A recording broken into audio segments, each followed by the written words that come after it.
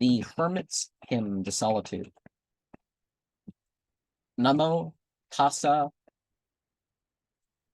bhagavato arahato samas sambuddhassa.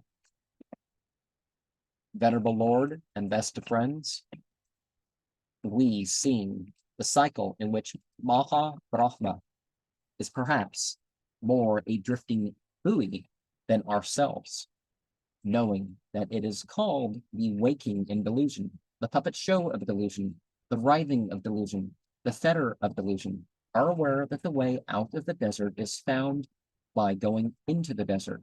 Will you, in your lonely Lamasirai, accept this hymn from me, who in the center of civilization, and perhaps more isolated than you in your craggy fastness among the trackless steppes of your untrodden land? Aleister Crowley, Paris,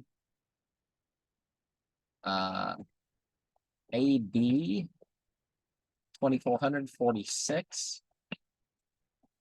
Some sort of Brahmanic year system, right? And one's untrodden land, see the inner country, right? Or perhaps the spiritual dimension that you're supposed to merge with the other one. Anyways, part one.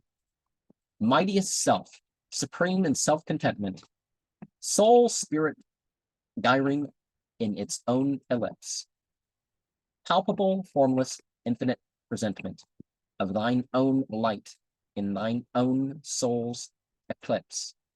Let thy chaste lips sweep through the empty authors, guarding thee, as in a fortress girded by the sea. The raging winds and wings of air lift the wild waves and bear innavigable foam to seaward, bend thee down. Touch, draw me with thy kiss into thine own deep bliss, into thy sleep, thy life, thy imperishable crown. Let that young Godhead in thine eyes pierce mine, fulfill me of their secrecies. Thy peace, thy purity, thy soul, impenetrably wise. Part two. All things which are complete are solitary. The circling moon, the inconscient drift of stars, the central systems burn they, change they, vary. Theirs is no more motion beyond the eternal bars. Seasons and scars stain not the planets. The unfathomed home, the spaceless, unformed faces in the dome, brighter and blacker than all things born under the eternal wings. No whither solitary are the winter woods and caves not habited, and that supreme gray head, watching the groves, single the foaming amber floods, and oh, most lone, the melancholy mountain shrine and throne, while far above all things God sits, the ultimate alone. Part three. I sate upon the mossy promontory, where the cascade cleft not his mother rock, but swept in whirlwind lightning, foam and glory, vast, circling with unwearying luminous shot, to lure and lock marvelous eddies in its wild caress. And there the solemn echoes caught the stress, the strain of that impassive tide, shook it and flung it high and wide, till all the air took fire from that melodious roar. All the mute mountains heard, bowed, laughed aloud, concurred, and passed the word along, the signal of wide war. All earth took up the sound, and being in one tune, securely bound, even as a star became the soul of silence most profound. Part four.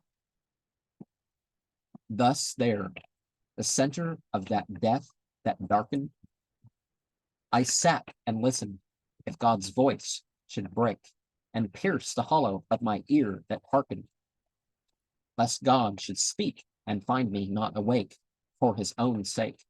No voice, no song might pierce or penetrate that inviolable universal state. The sun and moon beheld, stood still, only the spirit's access will considered its own soul and sought a deadlier deep, and in its monotone mood of supreme solitude was neither glad nor sad because it did not sleep, but with calm eyes abode, patient, its leisure, the galactic load, abode alone, nor even rejoiced to know that it was gone. 5. All change, all motion, and all sound are weakness. Man cannot bear the darkness, which is death. Even that calm Christ, manifest in meekness, cried on the cross and gave his ghostly breath. On the prick of death, voice for his passion could not bear nor dare. The interlunar, the abundant air, darken and silence on the shuddering hill, and the unbeating wing of the legions of his father, and so died. But should I be still, poised between fear and will? Shall I be silent, and be unsatisfied?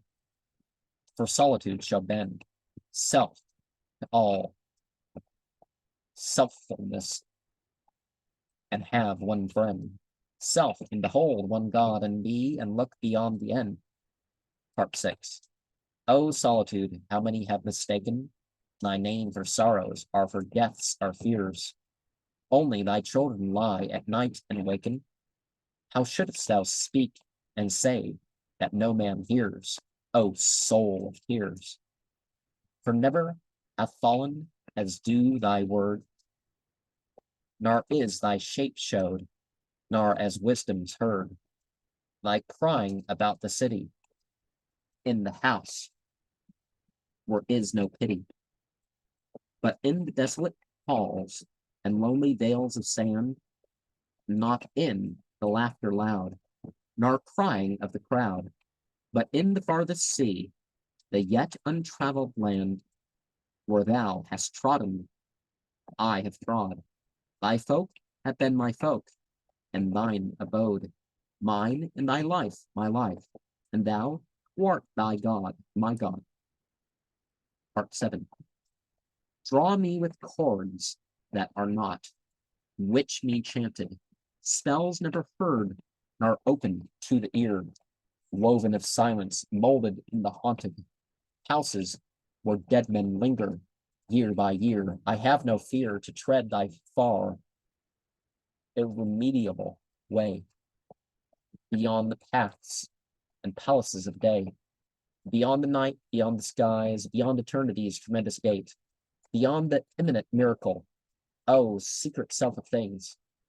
I have nor feet nor wings, except to follow far beyond heaven and earth and hell, until I mix my mood, and being in thee, as in my hermit's hood, I grow the thing I contemplate, that selfless solitude.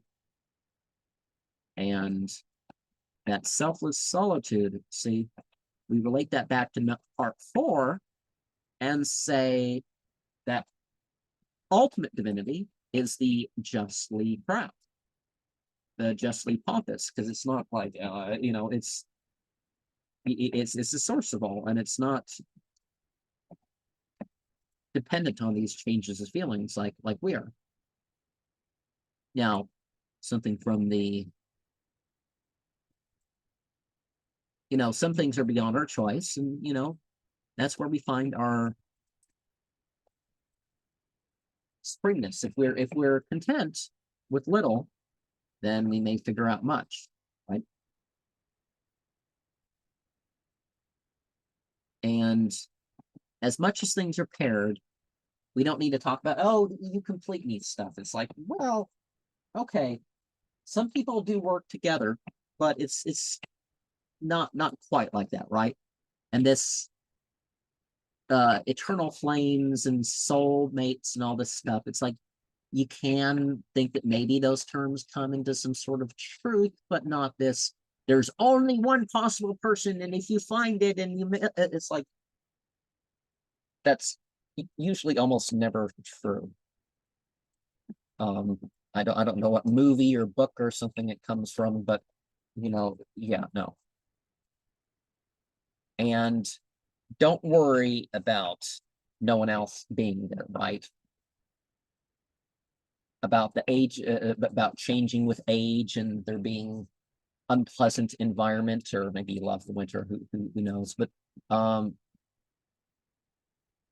that's not really the point. The point is the starkness, the life not so visible.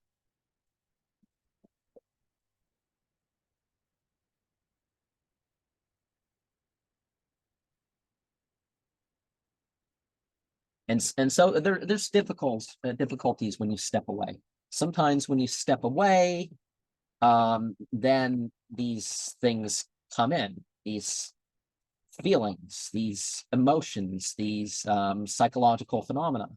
But then again, you step aside from that and realize that's not it.